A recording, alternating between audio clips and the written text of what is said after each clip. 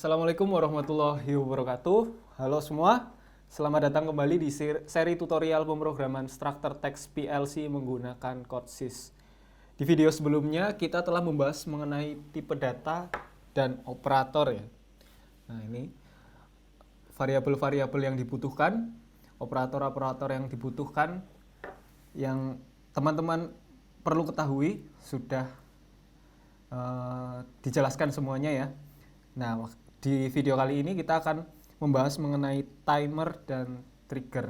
Jadi kita akan buat timernya. Nah, timer ini bentuknya ada yang sudah tersedia dari CodeSys, bentuknya namanya tone. Ini timer on.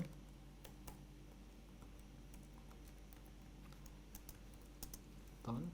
Nah, terus juga, tapi untuk pertemuan kali ini saya akan sekaligus memperkenalkan fungsi dari function block. Kita akan buat sendiri timer kita ya. Di sini ada function block, tipenya adalah structure text. Nah, timer di sini kita perlu dua input. Nah, di sini inputnya adalah init, tipenya bool. Bool ini on atau off ya, true atau false. Selanjutnya kita punya kita sebut time aja.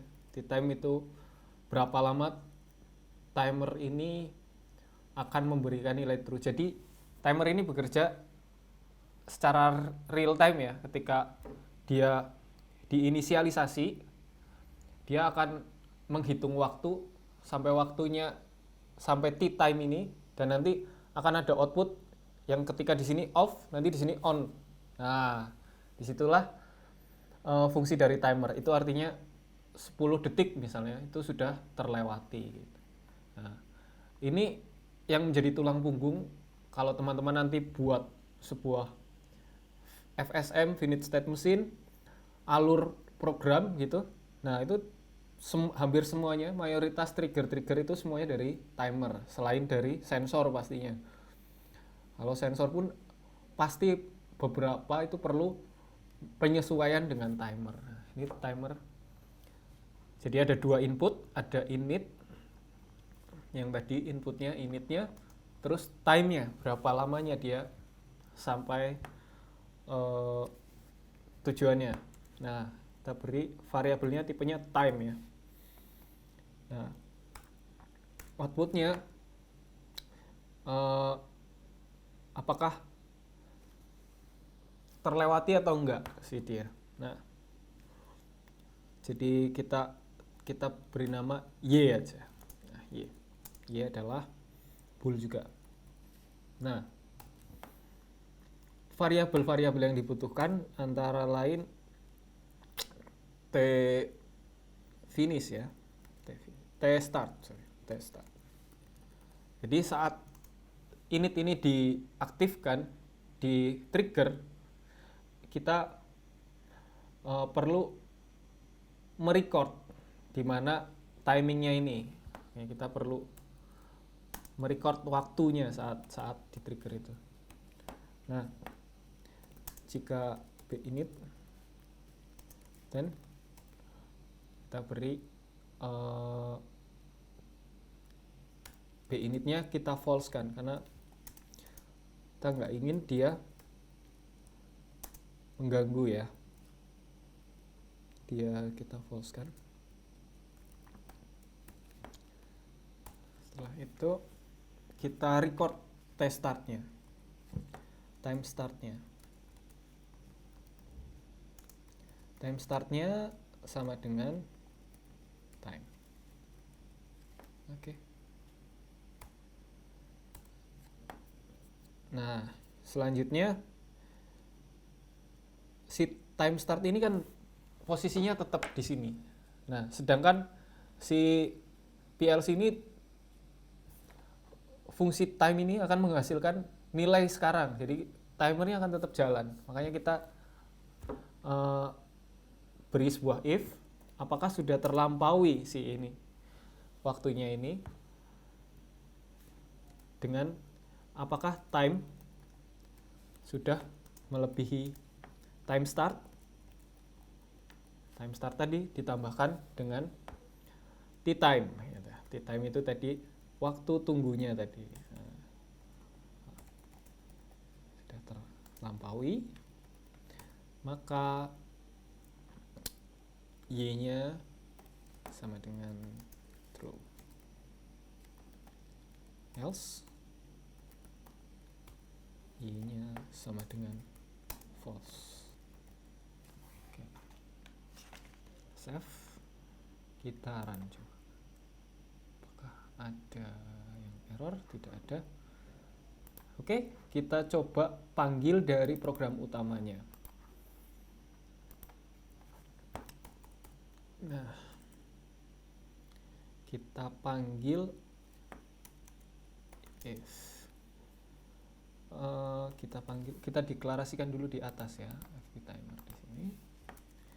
Jadi function block itu perlu dideklarasikan dan kita beri nama dulu di atas fp timer.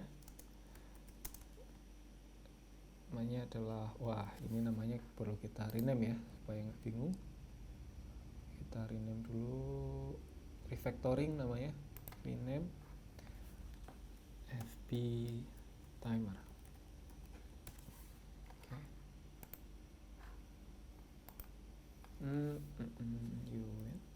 Kita di sini nah fp timer. Oke, sudah deklarasi. Kita coba login dulu. Oke, kita lihat.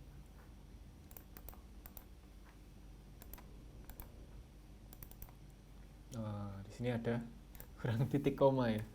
Nah, ini hal biasa tapi semuanya langsung ketahuan di sini. Kita double klik, tambah titik koma sesuai apa yang diperintahkan di sini, selesai ya.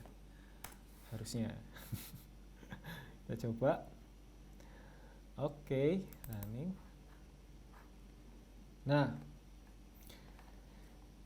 di sini tinggal kita pakai di program intinya fp timer. Di sini muncul variabel-variabel yang bisa kita masukkan nilainya, muncul di pilihan sini, binit. Kita beri misalnya true. Oke. Terus t time kita beri 2t crash 10 second. Nah, terus outputnya nggak perlu ya, ini nggak perlu kita ini. Nah, ini sebaiknya kita kasih ke variabel karena kita belum punya fsm sama sekali, jadi kita beri variabel bool dulu mungkin.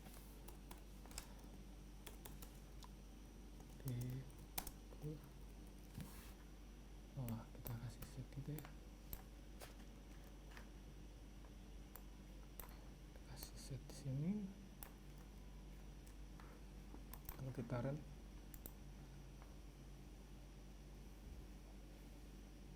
nah ini kita bisa ubah nilai set ini dengan force value. Force value itu kita beri dengan dengan alt F7. Force value. Oke, unforce value.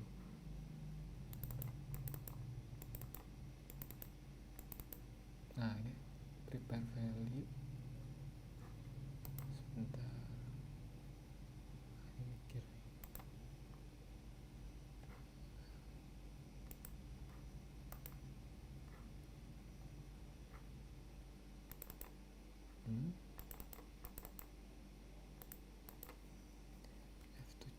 F7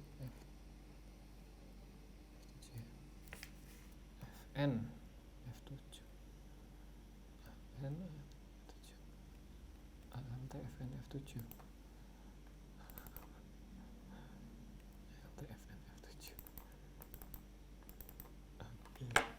kita klik kanan.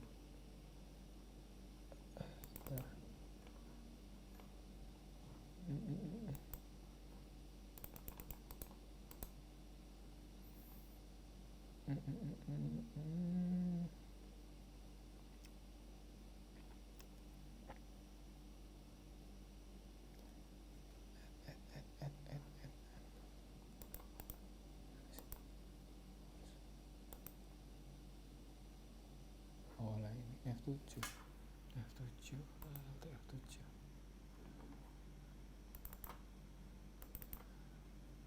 Oke, Fn F7. Nah ini true. Jadi kita kalau mau force value kita pencet F7 ya di sini F7. Nah ini terforce ke true. Nah ketika kita lepaskan dia, nah ini y-nya false. Nah kalau kita lepaskan Alt Fn F7 unforce value di sini. Nah y ini akan menunggu 10 detik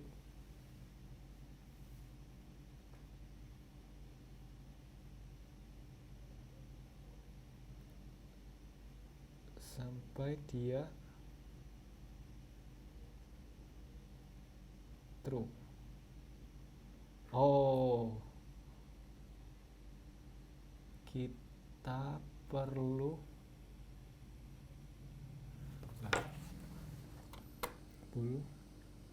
init false time test start.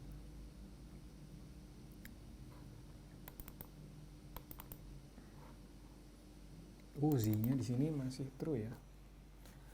Z-nya di sini masih true, kita false. Kita unforce. Kita force value lagi ke false. Kita unforce lagi. Oke. Nah, startnya diem. Aduh, tadi nggak kelihatan ya. 10 detik. Jadi nanti di sini kita tambahin coba.